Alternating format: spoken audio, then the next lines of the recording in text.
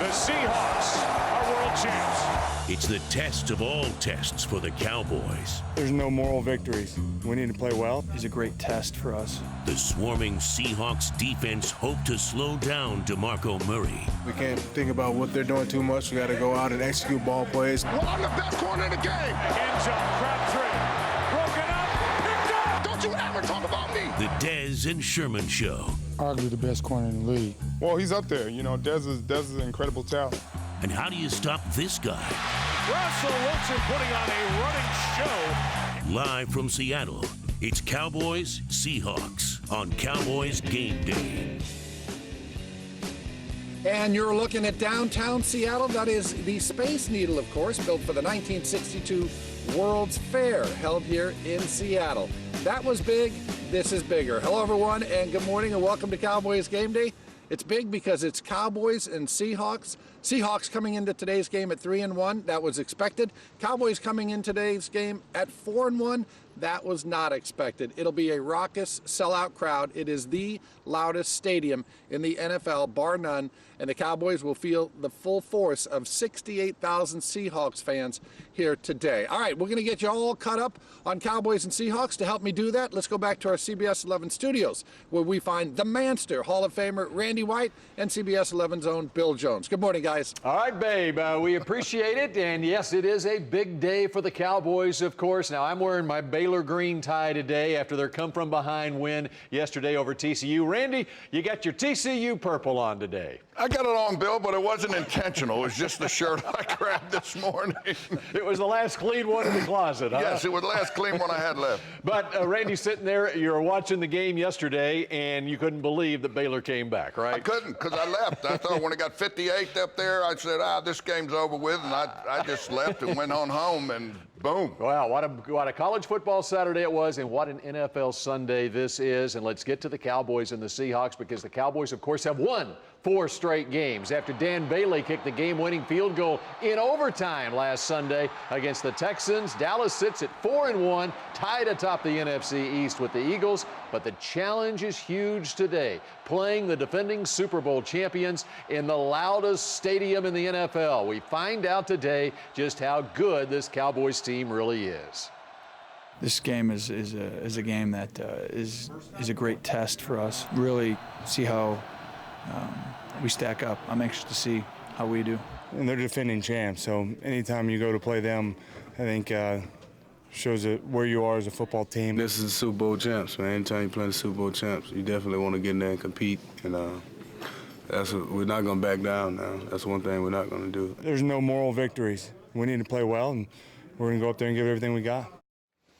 Sounds like a big game atmosphere, perhaps, in Seattle. Babe, how big a football game is this for the 4-1 first-place Dallas Cowboys?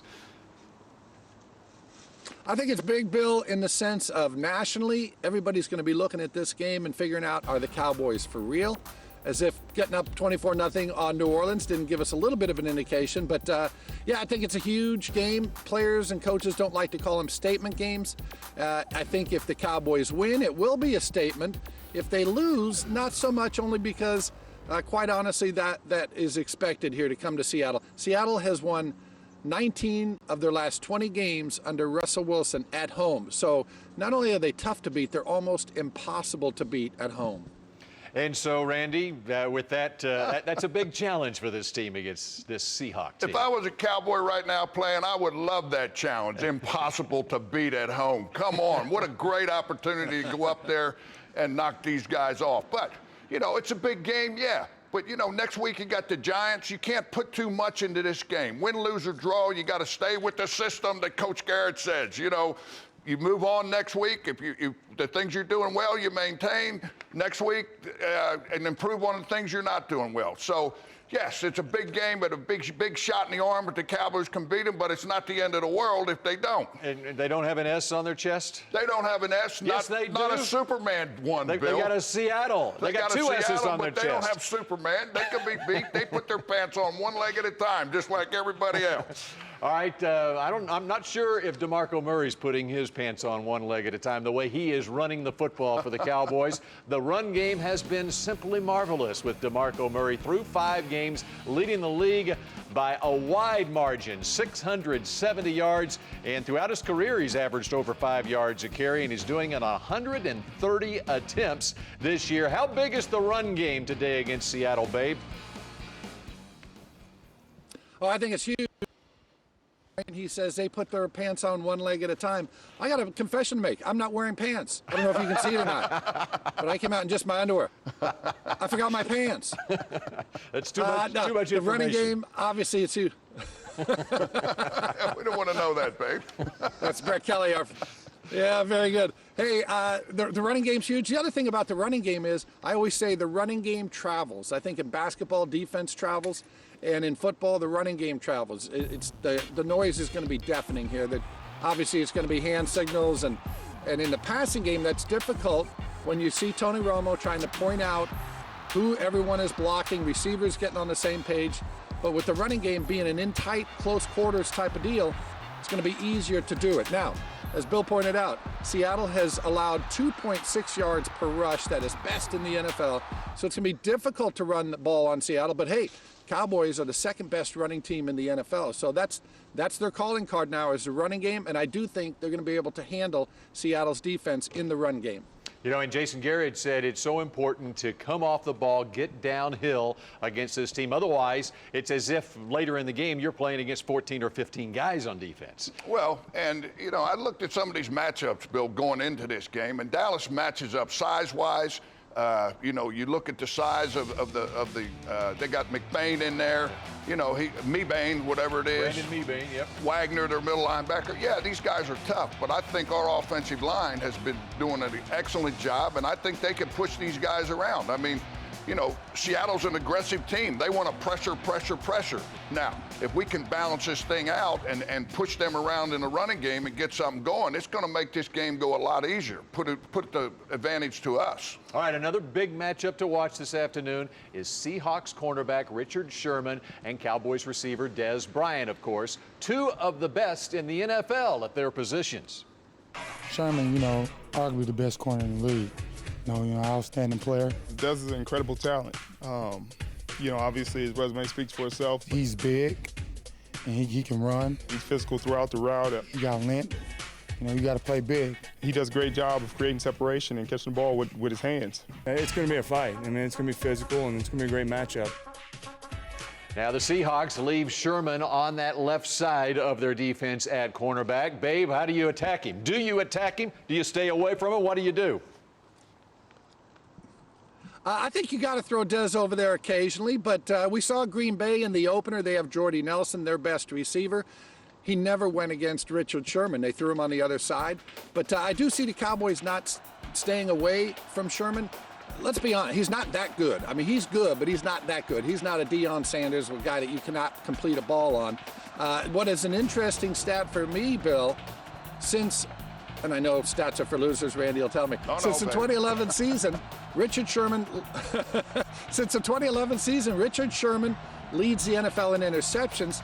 Since that same season, Dez Bryant leads the NFL wide receivers in touchdown receptions. So it's a great matchup when they go at it today.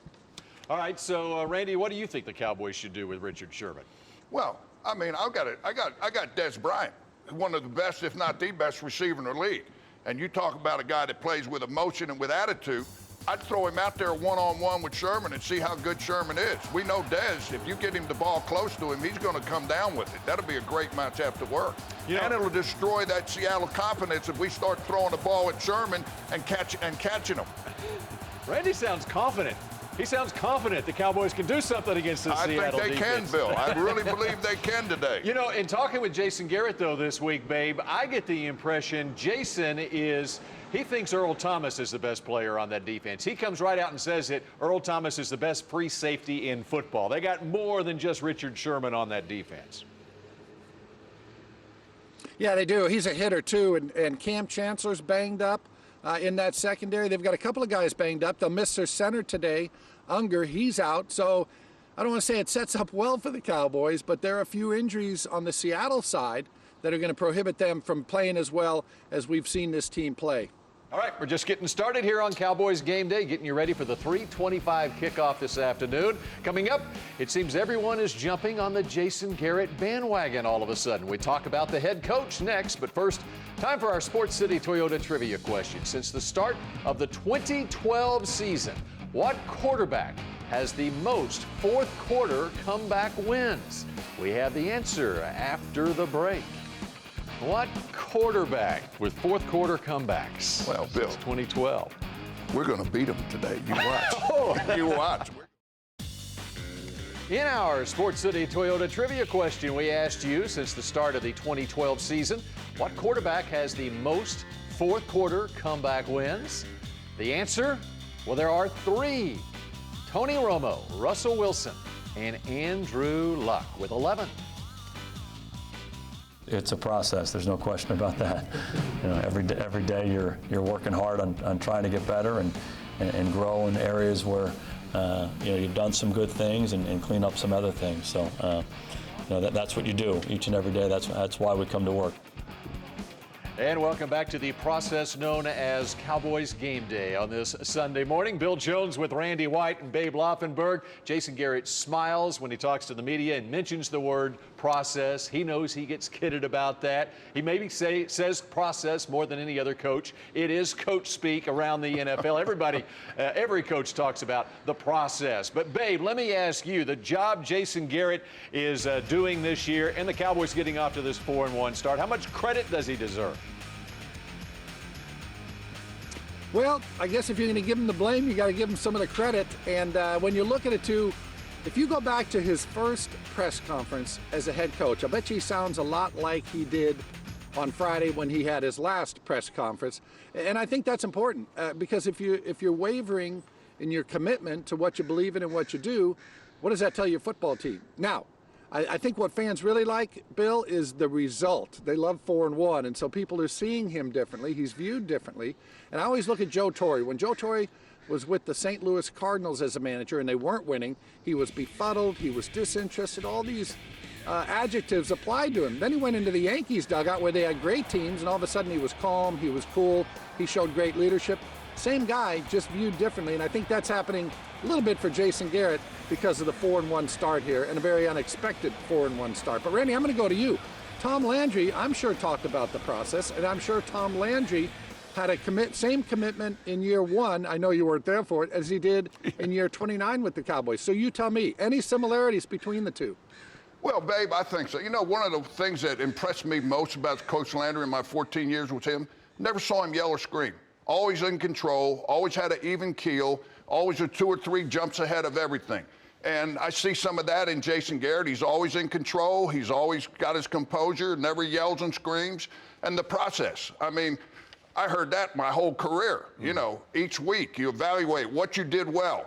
Try to maintain that. The things you're not doing well, you try and work on during the week and improve them. I mean, that's, you know, that's a pretty standard deal. But Jason Garrett sticks to what he believes in, just like you said, and that's impressive. And worked very well, of course, for Tom Landry for 29 years as the Cowboys head coach. So far through 5 games in 2014 for Jason Garrett. All right, you don't want to miss what's next. Randy is going to demonstrate how to contain Russell Wilson.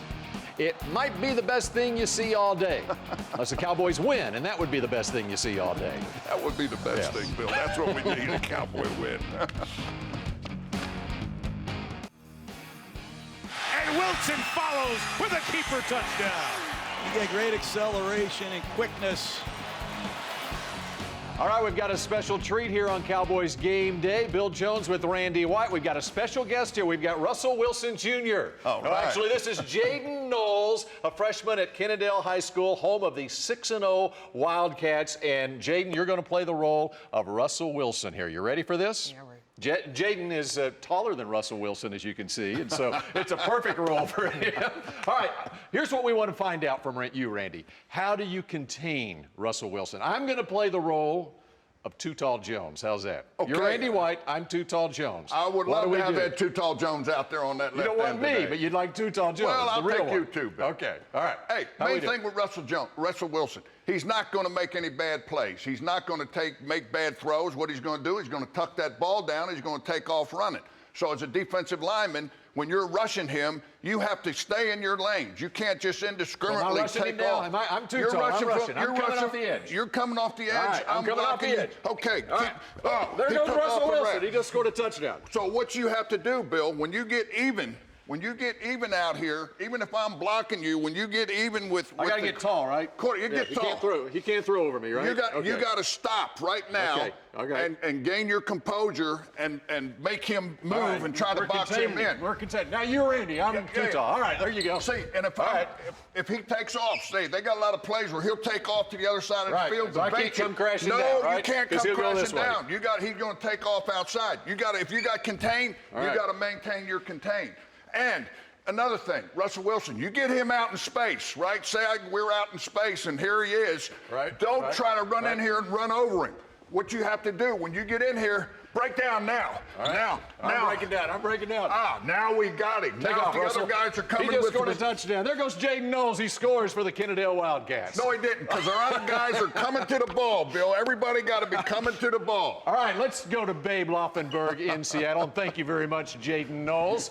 Babe, I know you were a great running quarterback in your day for Indiana and in the NFL. What is it about running quarterbacks, and what is it about this Russell Wilson for the Seahawks?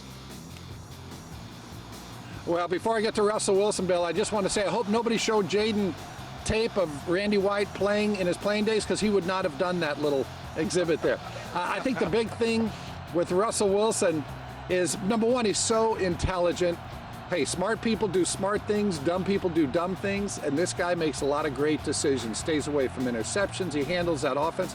But here's the key. It's hard to play man-to-man defense in the passing game against Russell Wilson, because what happens is the defender has his back turned to the quarterback. So as I'm covering this receiver running downfield, here comes Russell Wilson breaking the pocket and running behind him, and you never know he's left the pocket. So consequently, that's where the big yardage comes from. We saw he ran for a career-high 122 against Washington last week, and the Redskins kept playing man defense, and Russell Wilson kept saying, you know what, you're going to do that and turn your back to me, I'm going to take off. And so he's dangerous, obviously, running and throwing the ball. And, of course, he also has a pretty good running back. They call him Beast Mode. His name is Marshawn Lynch. And, Randy, how do the Cowboys contain Marshawn Lynch? Marshawn Lynch, you got to control the line of scrimmage up there. You got to gap control him and just try to slow him down. And the big thing about Lynch, not only is he a great runner, he's hurt you out of the backfield catching the football. So, I mean, this is a challenge today for our defense, so they're going to have... Rolando McClain. And McClain is supposed to play. He practiced on Friday. Yeah, we need Rolando in there. I mean, he's a big play guy. He can stuff that middle up if he's in there. But the main thing you have to have is pursuit. And they've done that this year. They've done that well. They've had guys flying to the ball. If you're not at the point of attack and you don't have contain, you get to that football. And that's where they're getting all these turnovers, Bill. That's what's keeping them alive. They're making big plays and turnovers. And they continue to do that. And we haven't even mentioned Percy Harvin, who's the X factor in that Seattle offense. What about the 12th man, Babe? We saw last night the Aggies' 12th man down in College Station. Ole Miss went in there and silenced them. How do the Cowboys silence the 12th man in Seattle? There's too much coffee here to silence these folks, Bill. They're all hyped up by the time they get into the stadium. You know, in Texas, it's beer. In Seattle, it's coffee, and it looks like the coffee wins. It really is. You literally cannot hear yourself think. It is so deafeningly loud in that building. They actually constructed the link here so that the sound reverberates and comes back. If you're watching on TV and listening on the radio, which I hope you're doing, you'll see there's overhangs on both sides of the stands, and that sound goes up and then pushes back onto the field. So it's really, really difficult for an opposing team to handle all that crowd noise. But, Bill and Randy, I think the Cowboy fans did the Cowboys a favor, because last week they had to go silent count the whole time at home.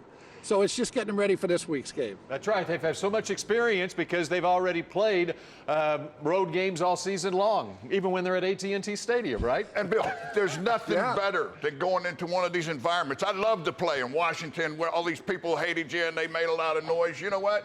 You get up on them about 14 points and you can hear a pin drop in that stadium. What a great feeling. That's what you want. All right, does Randy have a bold prediction this week? Has he been drinking this morning? We find out next here on Cowboys Game Day.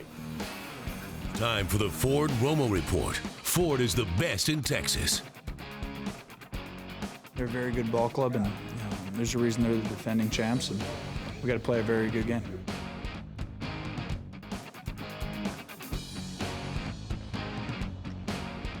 Welcome back to our Cowboys Game Day show. I am live here in Seattle. It's Cowboys and Seahawks, and it should be a good one today. Okay, hey, if you're listening on the radio, which we hope you do, I invite you to go ahead, send some questions to me. My Twitter handle, @CBS11Babe. So I'll be answering some questions at halftime. I'll be posting some pictures of the game before the game. So go ahead and follow me, @CBS11Babe. All right, let's go back to our CBS 11 studios here. Bill Jones and Randy White. And guys, I think this is the kind of game, and there's a couple of them you play every year, where a possession that ends in a kick, be it an extra point, a field goal, or a punt, is a good possession. Possessions that don't end in kicks are not so good. And we saw that 2 years ago up here.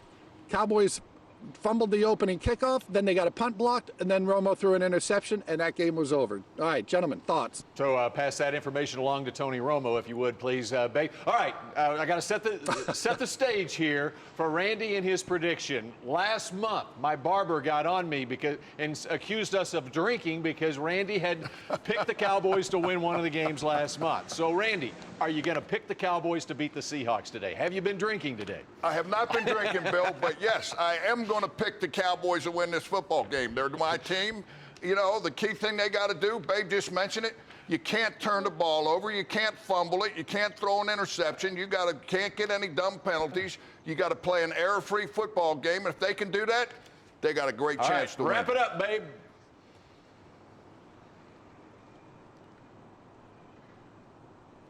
Wrap it up, Babe. All right, so that, yeah, thank you. That does it from Seattle here. Again, great day of football on CBS 11. We invite you to join us back for the Score tonight at 10:40. Have a great day, everybody.